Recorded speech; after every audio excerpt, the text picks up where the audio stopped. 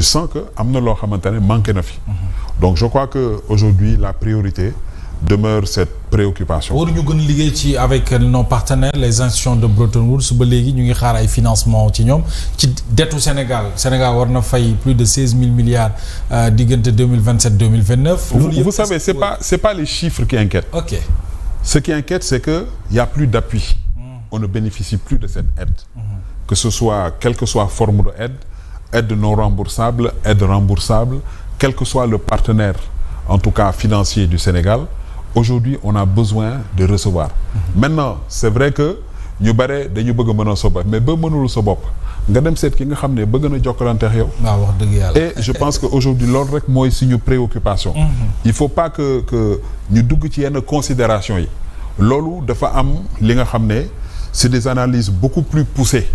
ñi nga xam ne ça ce sont les financiers les économistes ñi nga xam ne ils ont carrément à développer des modèles économiques pour relancer l'économie et tout ça qui vont y réfléchir mais li ñu bëgg mooy au moins ñu gis ne que tel partenaire indi na temps mi ngi koy dugal dans le secteur ñi ngi tabax pont ñi ngi tabax tel programme dans tel quartier ñi ngi nekk di liggéey par exemple dans le projet de dépollution de la baie de Hann ñu xam ne que xaalis dugg na ñu xam ne que toutes les entreprises yi intervenir dans le domaine de l'assainissement mi ngi bouger ñi ngi apporter des solutions dans tel ou tel quartier et on sent que le Sénégal est en évolution le Sénégal il bouge ñun loolu nañu soxla yi ci des après bon c'est pas la dette on sera toujours endetté.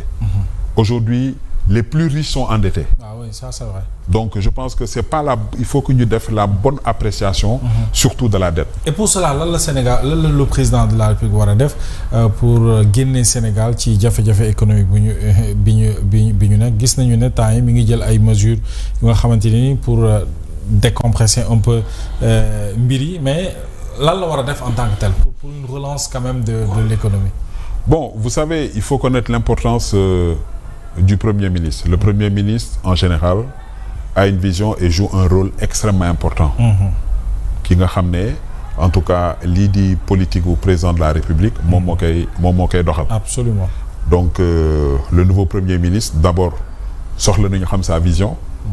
D'où l'importance, il a un délai boo waree dem assemblée pour defal ñu sa politique générale.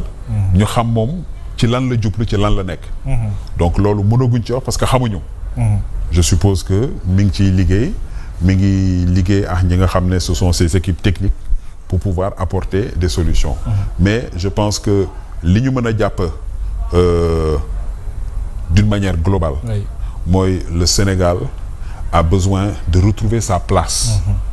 Le Sénégal a besoin de retrouver sa place au plan économique mais surtout ñi nga xam ne ñoom la doon jokkalanteel. C'est très important. di liggéey ñu mën a reprendre contact mën a liggéey man duma am fixation.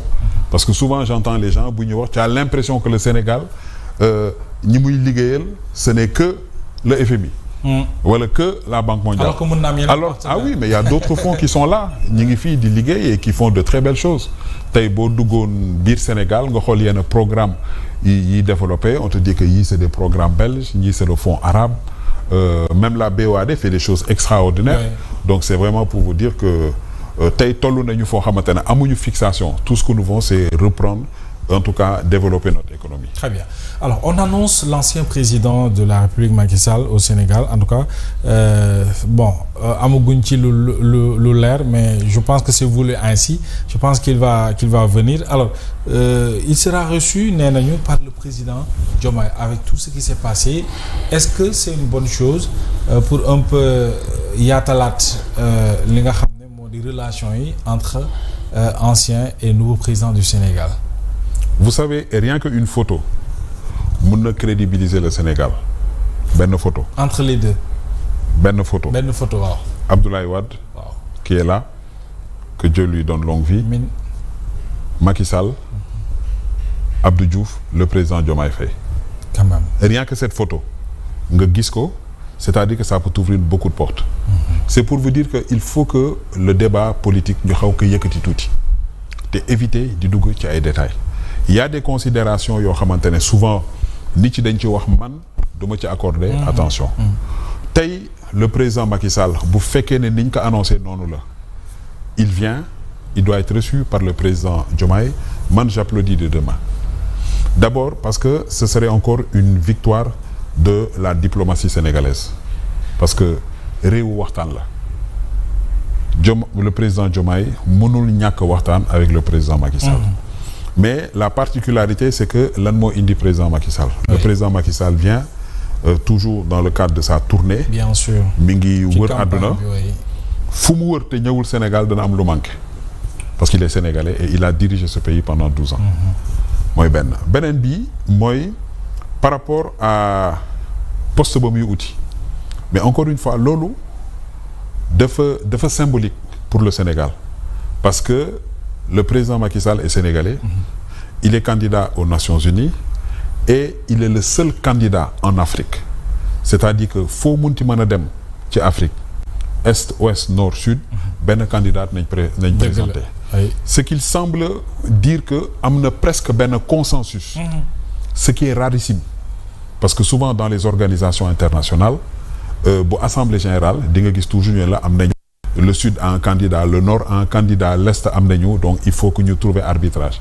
Mais là d'emblée dès le début il y a un consensus fort autour de cette personne.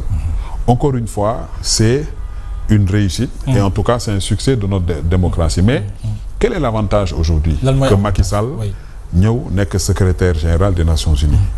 Je pense que il aura l'opportunité encore une fois d'être notre ambassadeur.